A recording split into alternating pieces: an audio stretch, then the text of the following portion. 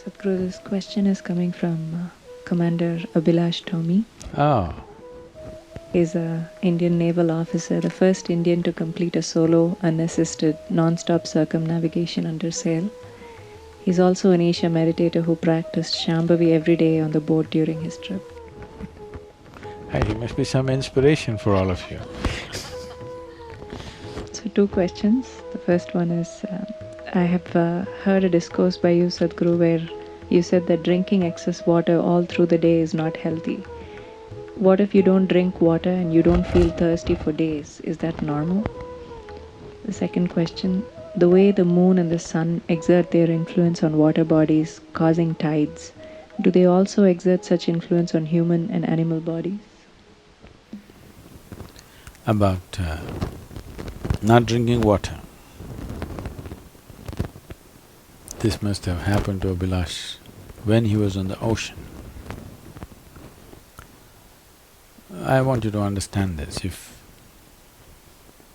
being on the ocean for maybe 2 months or 3 months all by yourself, one-man boat, means you really have to be in tune with what's around you in many ways. In some ways where you can logically understand, in many ways that nobody understands but they know it works like that. Anybody who's been at sea for long periods of time has this sense. Anybody who's flying for a certain period of time, they have a sense with the wind and the air in a certain way. Not all of it is scientific knowledge, not all of it is intellectually correct, but they just know that's how it is and it always works that way. Because like every other creature which lives in water, they know things which no naval officer will know. A dolphin or a whale or a shark knows things about the ocean and water and its behavior which no oceanographer knows in the world. Because it's not an intellectual understanding, you're part of that. So in some way, someone who wants to go around the world in a boat all by himself, in a sailboat without any engines or anything, obviously you get into tune with the water around you, otherwise it wouldn't really work for you. First of all, you wouldn't mentally survive that. Forget about physically making it. Mentally you wouldn't survive that unless there is a certain affinity between you and that element. So when you're in such a state, particularly being in the ocean, largely being in the sun, the respiration process in the skin is greatly enhanced when you're in a condition like that. And you're on the water surface, so naturally the humidity will be there. You're taking in water, not through your mouth, but you're continuously taking in water. If you want to check, you check your weight, get into the bathtub, sit there for half an hour and check your weight, you will be certain number of grams higher because body will take in water. So,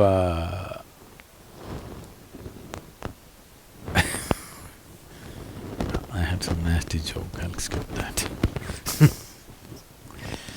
So, this body does soak up water either with contact or with humidity in the air. So, this ability may not be same from one person to another. One person may be doing it at a higher rate than someone else. And those of you getting all creamed up from head to toe, you must know this, that in many ways you taking away your contact with the existence. Grease up the entire skin, it won't breathe. When it doesn't breathe, its contact with air and water and world around you, your general sensitivity will go down. Your neuronal system, your nervous system will lose its sensitivity because the contact, the outermost contact is being blocked up. So, the entire world is taking to this, of course, now to block themselves out because they'll contact the world through the Facebook, of course. Even the bears are going on the Facebook, I heard. So, that's different. But anyway, your need for water might have come down quite dramatically because the humid conditions and your own openness to the element could have done that. And it's… if you don't feel thirsty, if you don't drink water, nothing is going to happen, you're going to be fine. It's only in America you will die if you don't drink water.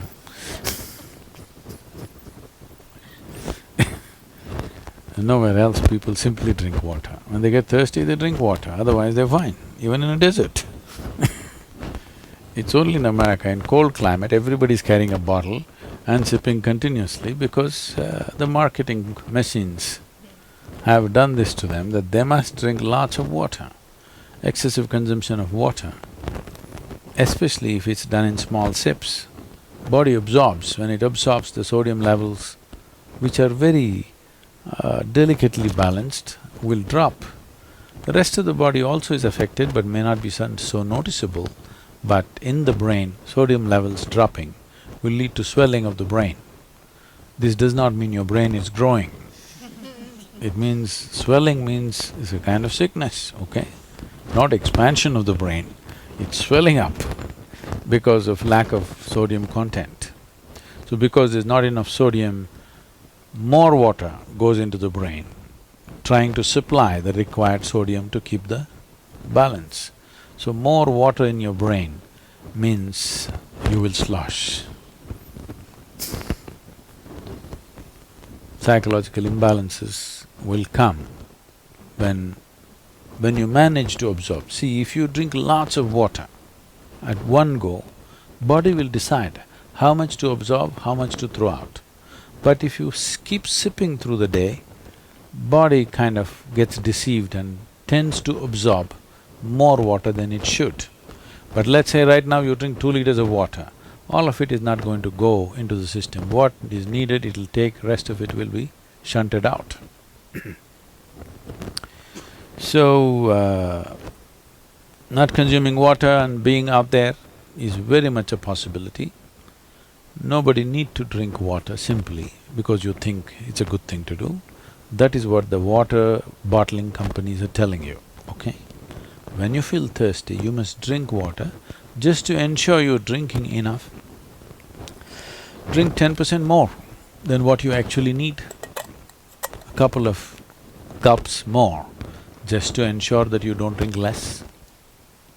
If you're not the kind who is carrying a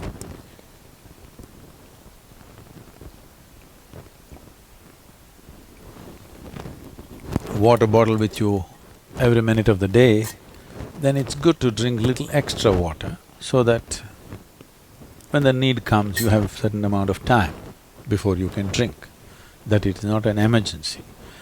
At the same time, when you need water, when you're thirsty, if you don't drink, it'll cause damage to the system. I would say,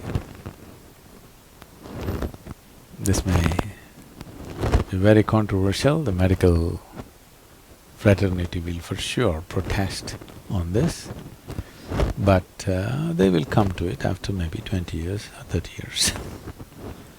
I would say if everybody consumes good water in sufficient quantity, 50% of the heart attacks in the world would come down. The damage to the heart is immense when the water that is needed is not there in the system. But when I say water, it is not just about drinking liquid water, you must eat high water content foods. If you eat a fruit, it's nearly 90% water. Vegetables and other things are over 70% water. Minimum 70% water content must be there in the food that you eat. But in this part of the world, now it's changing, of course people are becoming more conscious about these things, otherwise, in this part of the world, what people are eating is very dry food. Everything that is here is generally dry. Only now, I think 25 years ago, in this part of the world, hardly people ate any vegetables. Vegetarians were beaten on the streets. Yes, being a vegetarian is a crime. because they think you're weird. So, very low water content food you eat and it goes and gets stuck in your… like concrete, it sits in your stomach. Now you drink water, that's not going to help. You must eat high water content foods. When you consume food, at least it must be level with the percentage of water content in your own body. So any food that you eat should be at least 70% water content. So this is why vegetables, fruits must be part of your diet so that it is there. You eat bread, I don't know, it maybe it's just 20–25% water content or even less, depending on the type of bread you eat. If you eat meat, it's very, very low water content. Cooked meat has very low water content. So, when you're on bread and meat, you will have serious issues, and I'm telling you, doctors may think I need water up here, but they will come to this in 20 years, 30 years, whatever time they take. I will tell you, if they consume high water content foods, 50% of the cardiac deaths will go from the world. People won't die of heart attacks. One reason they're dying of heart attacks is they're eating very low water content foods. So people may say, what about other countries? Why are they dying in India? There also the same has happened. What used to be traditional meals and what they're eating today, it has changed dramatically because they're also ruled by commercial forces who tell them what to eat. They won't listen to their bodies. They look at the advertisement, the big hoarding or the television advertisement decides what you eat, not what your body tells what to eat. So, not consuming water in certain situations is okay, but if there is an indication of thirst, you must drink water. It's very necessary that you must drink water when there's an indication of thirst, because body has its own way. When it indicates you need water, you must give it water within 20 minutes or at least at the most half an hour. You must drink substantial quantity of water. If you drink enough water, then body will choose how much to take, how much to reject. What's the other question, I'm sorry? Oh. Both the sun and the moon have vibrational impact and also gravitational impact on the water. Only the gravitational impact of the water is noticed by most people because a sailor like Abhilash cannot sail. Okay, that's a small boat, it can sail any time, but if you have a big ship, you cannot sail without the tide. You cannot leave the port without the tide. Right from ancient times, sailors have always looked for tide. Without the tide, there is no question of sailing in the ocean, without the help of the tide. So understanding when it comes up, when it goes down was very, very important. Generally, to put it in a very simple terms, though the see, it's the same gravitational pull which is managing planet Earth and Moon. But the centrifugal force of the rotation and the gravitational force somehow are so perfectly balanced that they're holding on together. But actually, the center of the mass is in one place, it's not in two places. So it's one gravity managing two bodies, two celestial bodies. You know, planet Earth is also a celestial body. It's a heavenly body. You're in heaven, missing the whole point.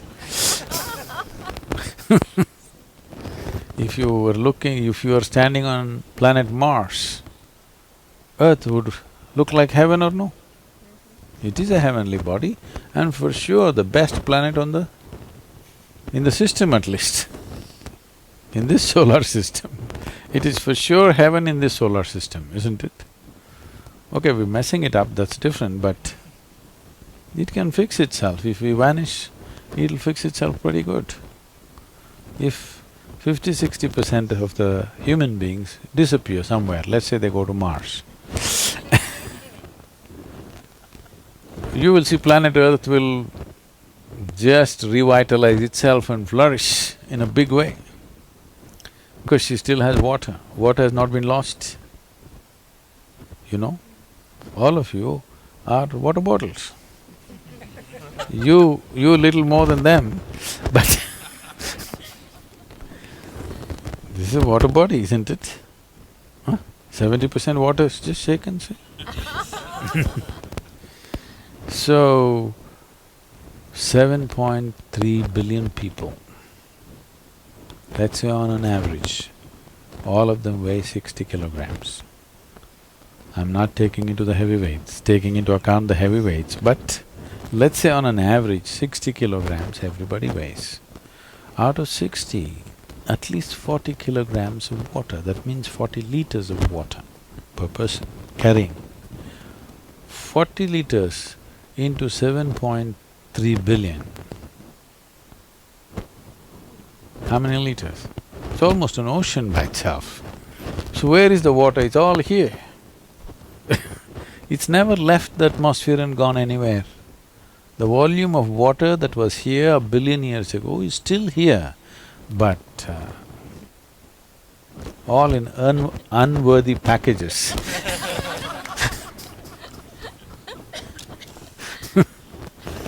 So, the impact of the sun and the moon, the gravitational impact is noticed, but the reverberational impact is not largely felt by people.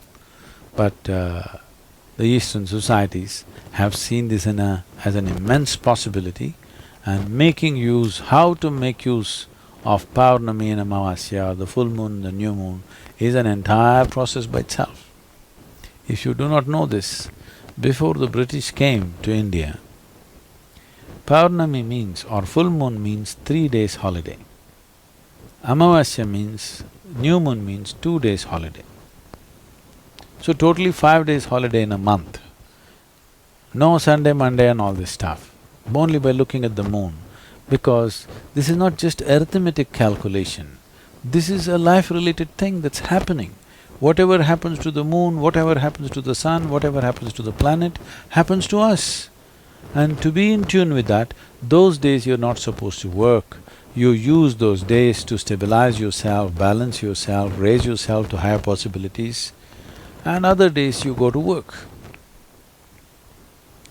So, these 2 days, or even in between in different phases, it has different kind of impacts. What is generally noticed is rising of the water in the form of a tide. Suppose yesterday the high tide was, let's say, at 9:30. Do we have a few more minutes because we started late? Yesterday it started at 9:30. Today it will be at 10:20 because there is a 50-minute lapse between the moon's way of doing things and the earth's way of doing things. This does it in 24 hours, that does it in 24 hours and 50 minutes. So, there's approximately 48 to 50 minutes of difference in the high tide from one day to the next. So, when you look at this every monthly cycle, it becomes a complex affair to calculate and to be. Today, of course, it's all being done in a digital way through the satellites, otherwise a sailor had to have a very complex kind of arrangement in his head as to how this is, because if you don't know this, you won't survive. Almost every creature of the sea knows this very well, and the birds which migrate know this very well. And there's some incredible facts about the navigating birds which travel or which migrate during certain seasons and get back, as to how they manage this entire process, the water, the gravitational pull of the moon. It affects the flying objects too, particularly when you're flying on your own power, flapping your wings. Even slightest movement in the gravitation and reverberation affects them. How they manage this, how they go through this is a very, very interesting story. Not just birds, even insects. because dragonflies in southern India every year make a trip to East Africa and come back. How's that for you? Safari. Dragonfly, this big. Every year, they go all the way to East Africa, breed there, then come up and multiply their numbers about 3 or 4 times and come back to India. And they know the way, they've never missed the way. All the way they go and come back every time. But now the navigational activity on the big ships and airplanes, they're disturbing them. And many of them are losing their way because the reverberations have changed. One big jet goes and it completely disturbs and freaks their ability to navigate. That's happening to, I think, every creature including human beings. That whatever we were capable of naturally is all going away because of too many gadgets doing things and too many vibrations happening around us. Sensitivity will become less and less. About the influence on the human mind, human body, the maximum impact of these planetary objects upon water and the maximum impact is on the human being, not on the other creatures, because we are vertical in our spine. If we were like this, it wouldn't impact us to the same extent. Because we are like this, we are a stand-up bottle. Because of that, the pull is big and the rise of the water affects us quite substantially. We know that it disturbs certain people get headaches on full moon days, some people get mentally disturbed and all these things. The moon or the position of the moon or the gravitational impact of the moon does not cause either mental imbalance or headache or any other problem. It only rises, it only enhances you on that day because there is more pressure upon your brain, there is more flow of fluids into the brain. If you are loving, you will become far more loving. If you are joyful, you become far more joyful. If you're miserable, you become far more miserable. If you're meditative, you become far more meditative. If you're mad, you become far more mad. It is not trying to bring any particular quality, it is just that the waters are rising. Because of that, whatever is your quality right now gets enhanced. So, the impact of different positions of the moon and sun upon the human body is phenomenal. If we go into the details of it, it's an entire process of itself. As I said, generally people are noticing only the gravitational impact upon the water, but not the vibrational impact.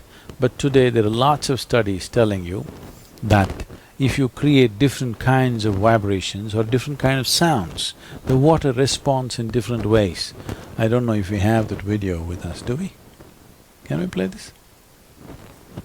So, depending upon the type of sounds we create, accordingly the water takes on different shapes and forms and patterns which are very geometrically correct kind of patterns for different sounds. And you know that the Sheffield University first did this a few years ago. Now people are telling me NASA has published something that talking about they recorded the sound of the sun. Have you heard about this? So clearly sound is coming. So these things are not new to us, these things something we have noticed because every cell in this body is solar powered, okay? You may call it so many things, but essentially whether you burn coal or you burn diesel or petrol or nuclear energy, whatever the hell you do, essentially all of it is solar energy converted and stored in different ways, isn't it? If there is no sun, there would be no hydrocarbons for sure. There's no question about that.